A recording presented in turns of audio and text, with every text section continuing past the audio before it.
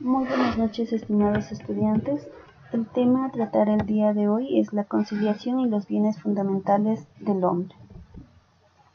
La conciliación es un mecanismo de solución de conflictos a través del cual dos o más personas gestionan por sí mismas la solución de sus diferencias con la ayuda de un tercero neutral o calificado.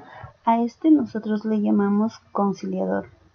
La conciliación lleva por sí mismo es un procedimiento con una serie de etapas a través de las cuales las personas que se encuentran involucradas en un conflicto desistible, transigible o determinado como conciliable por la ley, encuentran la manera de resolverlo a través de un acuerdo satisfactorio para ambas partes. Recordemos ahí de que el tercero tiene que ser una persona neutral y calificado.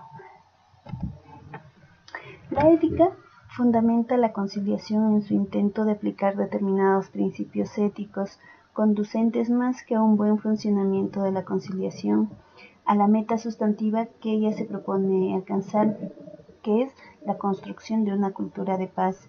Este carácter de fundamento lo es porque sólo desde la ética se entiende la razón de ser de la cultura de paz, de la conciliación en referencia a esa cultura y de la necesidad de nuestra sociedad por tal cultura y tal conciliación.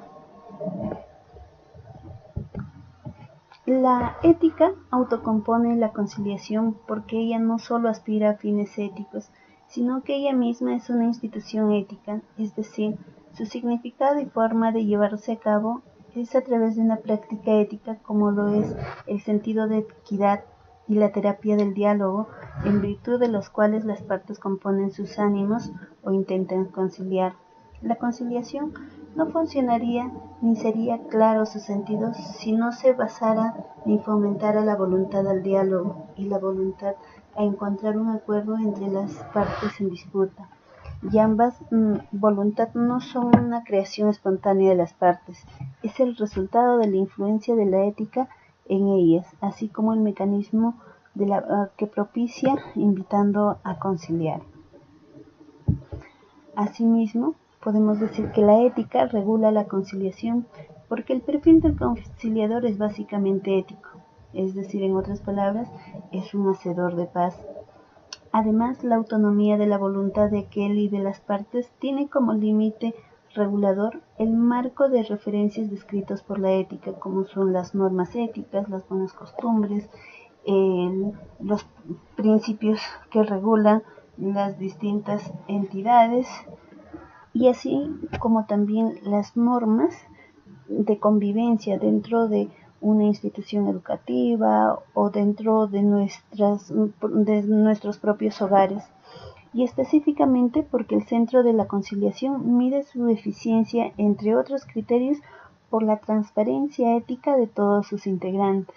En suma, la ética regula la forma y el contenido de la conciliación extrajudicial o cualquier tipo de conciliación. La hace un mecanismo efectivo y alternativo de solución de conflictos animadas por un nuevo espíritu. A continuación, veremos los principios básicos de la conciliación. Principios de la conciliación.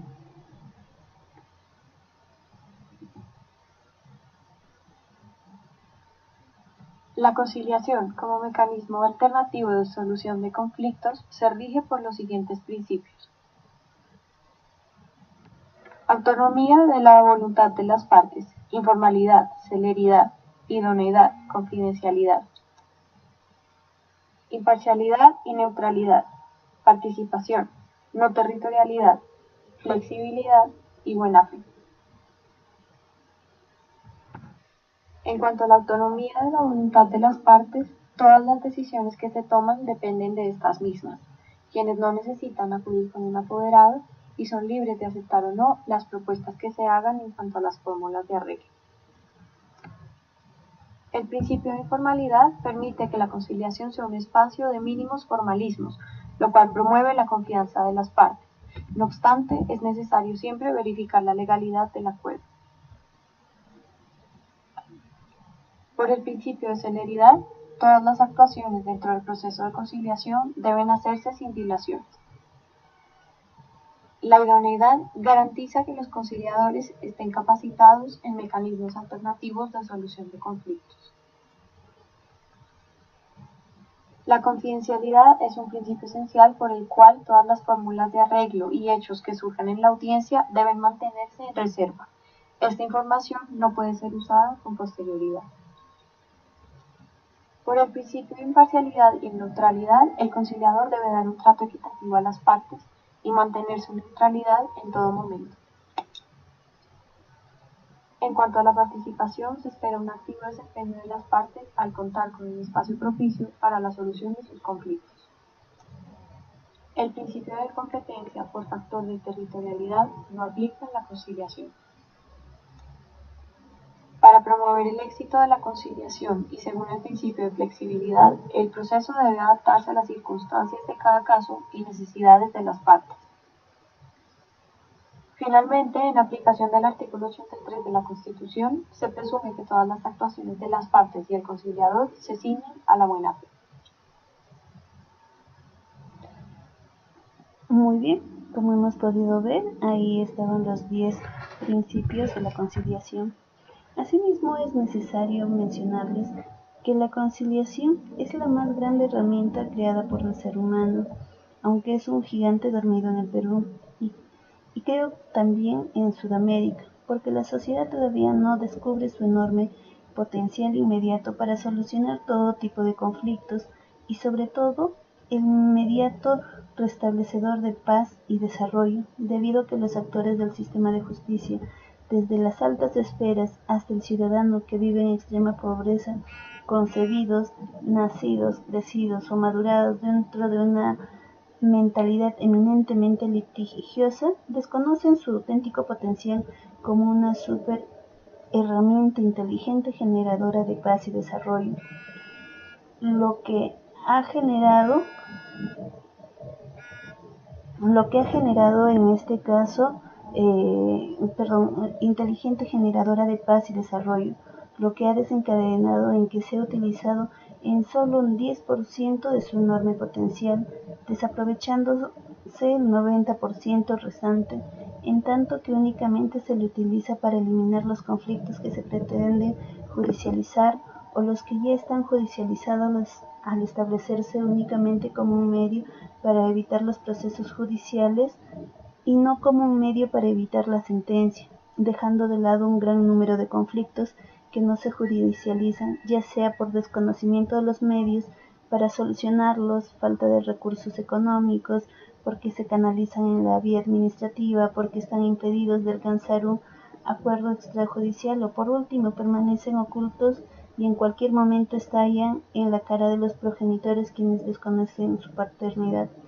Esta errada percepción respecto de la conciliación como un medio únicamente para evitar la sobrecarga del Poder Judicial llevó que anteriormente cerca de 10 años constituía un mero requisito de admisibilidad, o mejor dicho, un simple anexo de demanda judicial, lo cual generó incluso a pensar que constituía un obstáculo de acceso a la justicia, por lo que la generación litigiosa pedía su abolición a toda costa.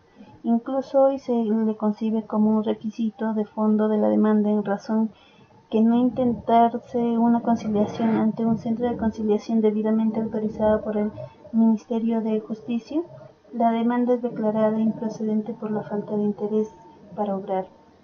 Esta concepción equivocada de la conciliación por medio para evitar la sobrecarga de los tribunales trae que el Estado y los particulares pierdan ingentes sumas de dinero día a día en batallas judiciales insatisfactorias, recursos que los podrían utilizar a otra finalidad más productiva, por lo que hoy el reto del Estado y los particulares no es el establecimiento de la conciliación como un medio para evitar la sobrecarga del Poder Judicial, sino como un medio de solución en todo tipo de conflicto, para lo cual debe de rediseñarse nuestro sistema conciliatorio para dar tal finalidad. Muy bien, ahora veremos lo que es los bienes fundamentales. Dentro de los bienes fundamentales nosotros tenemos razones para elegir Actualmente nos dice de que contamos con 8 categorías que comprenden las razones fundamentales de la acción humana. Existen 2 tipos de bienes, los bienes sustantivos y los bienes reflexivos. Los bienes sustantivos son la vida, el conocimiento especulativo, la experiencia, la estética, el juego. Dentro de los bienes reflexivos encontramos la integridad, la sensatez práctica, la amistad, la religión. Ahora, dentro de las características que tienen los bienes humanos, nos dice de que son de 2 tipos, la irreductibilidad y el carácter específico humano. Recordemos que no pueden ser reducidos unos a otros. Las características de los bienes humanos nos dice son razones para actuar, no son simplemente medios. Por ejemplo, un alumno estudia no para aprobar un examen, conseguir un título o conseguir un buen trabajo, porque eso sería simplemente un medio. En este caso, una razón real sería, ¿no? Un alumno estudia una materia porque cree que es interesante. Otro ejemplo, encontramos un joven asiste a un concierto.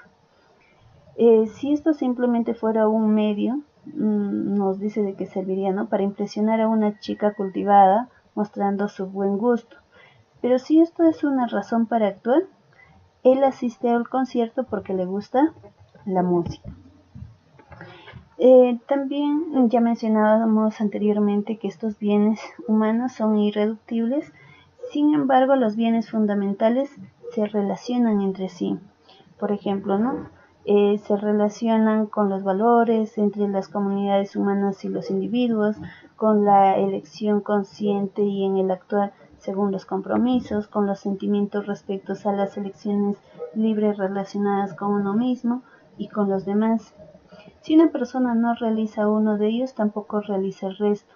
Implica la búsqueda de la armonía entre estos, es decir, buscar una armonía entre los bienes reflexivos, que es integridad, sensatez práctica, amistad y religión. Los bienes sustantivos. Como ya habíamos mencionado, los bienes sustantivos es la vida, el juego, la experiencia estética, el conocimiento especulativo. Estos deben de servir de vehículos para los bienes reflexivos. En este caso, ¿no? Un ejemplo tenemos. La amistad es un bien reflexivo. Un chico y una chica se citan, es un acto amistoso.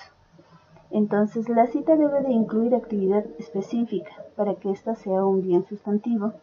Es decir, paseo en el parque, un juego en el parque, ir a un concierto en el cine, conversar, ya que cada uno de estos hace o forma parte de los bienes sustantivos. El cambio. Los bienes sustantivos, la vida, el juego, la experiencia estética, el conocimiento especulativo, pueden buscarse a sí mismos sin hacer referencia a los bienes reflexivos. Ejemplo, un hombre se arroja al río para salvar a un niño. No piensa en ese momento en la integridad, la sensatez práctica, la amistad o la religión, que son bienes reflexivos. Simplemente en este caso no se hace referencia a los bienes reflexivos. Los bienes humanos fundamentales son motivos por los cuales nosotros actuamos. Nos permiten establecer guías para emitir juicios morales sobre la acción. Teniendo en consideración todo lo mencionado, como es la conciliación, los bienes fundamentales del hombre, vamos a recordar un hecho sucedido en 1969 en la Universidad de Stanford por el profesor Philip Zimbardo, quien realizó un experimento de la psicología social, al cual le llamó la teoría de las ventanas rotas. Vamos a ver el video a continuación y vamos a entrar a mayor detalle acerca de esta teoría. En 1969, un psicólogo de la Universidad de Stanford llamado Philip Zimbardo hizo un experimento social sobre el contagio de las conductas delictivas y qué tan fácil podía resultar para una persona común y corriente incurrir en el crimen, sea por necesidad o o por placer. El experimento de Zimbardo fue muy osado. Se fue a Nueva York, concretamente al distrito de Bronx, que si bien en la actualidad ha mejorado muchísimo su imagen y elevado su calidad de vida, durante casi todo el siglo XX fue sinónimo de crimen y precariedad económica. De hecho, en algún momento se decía que el Bronx era el lugar más peligroso de Estados Unidos debido al pandilleje, el narcotráfico y el crimen organizado. En este contexto, Zimbardo entró a sus descuidadas calles y abandonó allí un automóvil con las placas de matrícula arrancadas y las puertas abiertas. Su objetivo era, vamos a ver qué ocurre. La verdad, no esperó mucho. A los 10 minutos, el psicólogo observó cómo de pronto aparecieron algunos delincuentes y desbarataron todo el interior del coche. Luego, a los 3 días, ya no quedaba nada de valor en él. Pero la cosa no se quedó allí. Si había una ventana entera, se rompía de un golpe. Si se podía extraer aún alguna parte de la carrocería, se arrancaba de inmediato. Y así ocurrió que del auto no quedó prácticamente nada útil. Luego Zimbardo se preguntó, ¿por qué ocurre esto? ¿Esta vandalización está directamente asociada a la necesidad y a una mala situación económica? Para contrastar, el psicólogo abandonó otro auto en condiciones similares, pero esta vez en Palo Alto, California, que es un barrio habitado por personas de un alto nivel socioeconómico. ¿Qué fue lo que ocurrió allí con el carro? Pasaron unos 10 minutos. Nada. Una hora. Nada. Un día. Nada. Una semana. Nada. El auto seguía intacto. Entonces Zimbardo dio un paso atrás y probó golpeando algunas partes de la carrocería con un martillo. Pareció ser esta la señal que estaban esperando los vecinos de Palo Alto. Al cabo de unas pocas horas, el coche estaba tan destrozado como el del Bronx. ¿Qué fue lo que ocurrió aquí? ¿Por qué la gente de pronto se vio tentada a asumir una conducta delictiva por el simple hecho de ver algo descompuesto? Hay en todas las personas un delincuente oculto en el interior que bajo algunas circunstancias se despierta y nos toma por sorpresa. Este experimento poco tiempo después dio lugar a la teoría de las ventanas rotas, elaborada por los criminalistas James Wilson y George Kelly, quienes postularon que si en un edificio aparece una ventana rota y no se arregla pronto, inmediatamente el resto de las ventanas acaban siendo destrozadas por los vándalos. Y es que parece ser que una ventana rota envía este mensaje. Aquí no hay nadie que cuide de esto. Según Wilson y Kelly, una vez que se empiezan a desobedecer las normas que mantienen el orden en la comunidad, tanto el orden como la comunidad empiezan a deteriorarse, a menudo a una velocidad sorprendente. Es como si las conductas incivilizadas se contagiasen. ¿No has visto alguna vez que frente a un semáforo que se demora mucho en cambiar, de pronto un auto se pasa luz roja, y luego quien conduce y detrás lo piensa y también lo hace, y luego el tercero, y luego el cuarto? ¿No se te hace muy fácil lanzar basura al suelo cuando ves que la acera está sucia, y por el contrario, te abstienes cuando percibes que hay un estricto cuidado por la limpieza? Parece ser que esto está emparentado con nuestros peores hábitos. Por ejemplo, se dice que uno de los principales defectos de Latinoamérica es la corrupción de funcionarios. ¿No será que esto parte de un efecto dominó originado por un cristal roto que generó un desorden que no se pudo controlar en el tiempo? Si a mí me lo preguntas, podría postular dos hipótesis sobre por qué ocurre esta espiral de violencia. La primera es lo que nos explica el autor del artículo, que el mal nos resulta en el fondo algo muy placentero. Pero a mí en lo particular me parece que también tiene que ver mucho con el sentimiento de manada.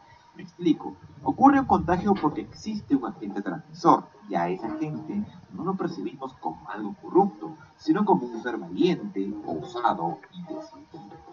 En el fondo, todos queremos ser como él. Probablemente pienses, claro, está justificado porque en esta sociedad moderna, ¿quién puede decir qué cosa es buena y qué cosa es mala? Pero debes considerar que incluso en el conjunto de pensadores que atendieron esta misma duda, podremos hallar a Immanuel Kant, que dentro de su conocida ética kantiana decía: actúa siempre de modo que tu conducta pueda ser considerada una regla universal.